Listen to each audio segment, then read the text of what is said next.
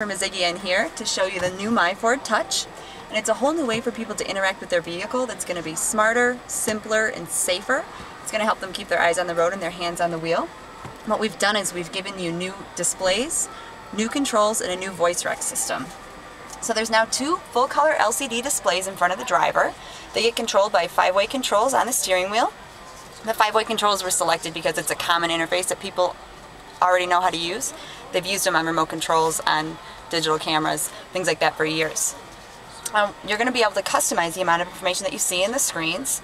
So you can see this left-hand side. Right now I've got a full screen with my tachometer, my temperature, and my fuel gauge. But if I want something more simple, I can do that as well. Over on the right-hand side, you've got 4 main areas of information. Each of those areas is color-coded. So we've got entertainment, phone, navigation, and climate. And those 4 areas, along with the color, get mimicked here in the touchscreen. So you can see audio is red in both places, climate is blue, you've got navigation and phone.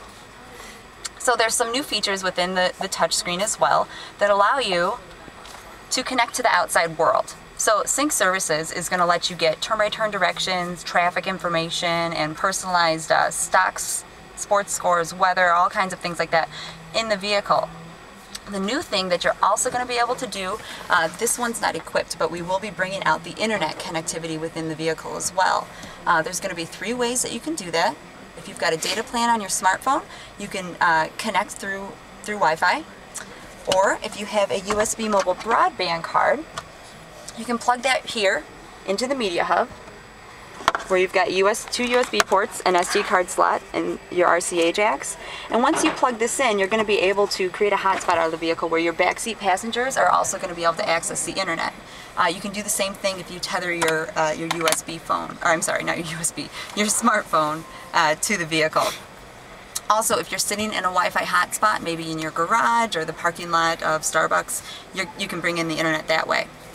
The only way to access the internet from the touchscreen is going to be when the vehicle is in park, and that's of course for safety reasons. Let's see, I think is that somewhere in your time frame and it hits your important? Yeah, so does this come with every, what is it, what kind of car is this? This is the new 2011 Ford Edge. And does this service come with all of the cars, or is it like an upgrade? So this, the 8-inch touchscreen with 2 full color screens is on the mid series and the high series.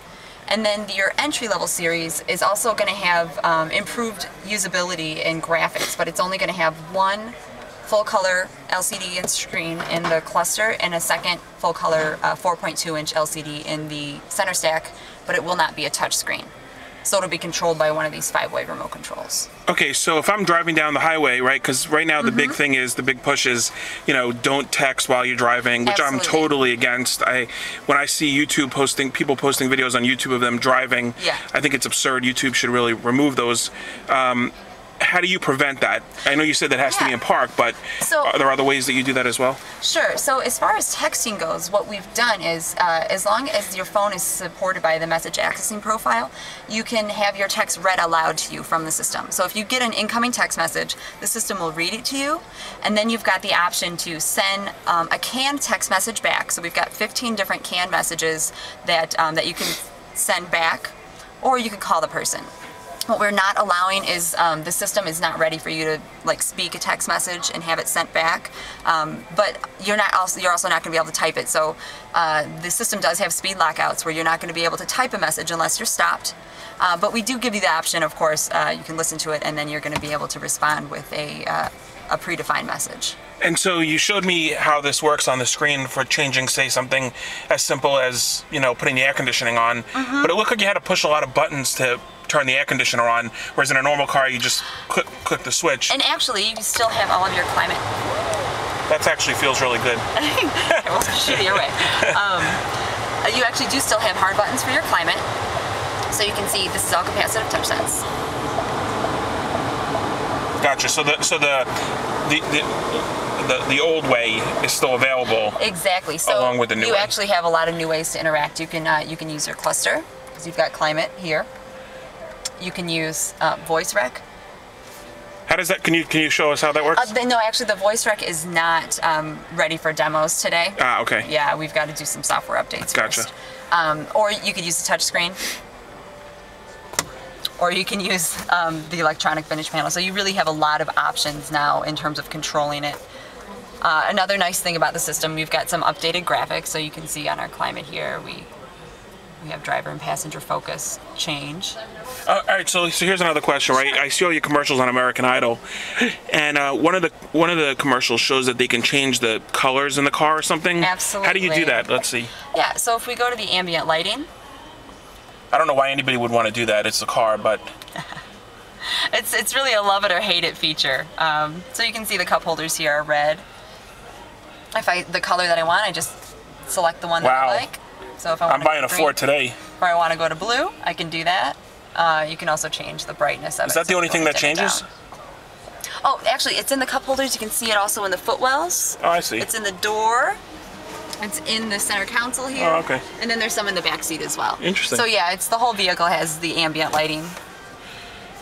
So if you get in my car and it's blue, I'm happy. If it's red, I'm yeah, you know, you can really set it up to your mood. If you've got a little road rage going, you might want to throw the red on there. It'd be interesting, like, to see if you hold the steering wheel and it senses your mood, and then changes it automatically. Maybe that's version 3. Yeah, there you go. Maybe that's an upgrade for the future. So seeing that this is a Microsoft product, and Microsoft products always. What were you going to say? Well, actually, Microsoft supplies the platform that we build it on, but Ford, it's all designed internally. It's everything's done, and the architecture is done internally. So Microsoft Auto is what we use, what Sync uses to build the platform on, but it's all designed internally at Ford. So the Sync product is not actually a Microsoft product. Right. It's a Ford product. Interesting. Microsoft Okay. does the platform that we build it on. I got you. I thought so it's kind of like you're building on top of Windows. Exactly. Kind of, same idea. Yep. Oh, interesting. Okay, I thought it was actually Sync was the Microsoft product that you were putting in the car. So it's a good learning. Okay. Well, I appreciate you showing the car. When will the car be available? It'll be available this year on the 2011 Edge, the 2011 MKX, which is Lincoln, and then the 2012 Focus. And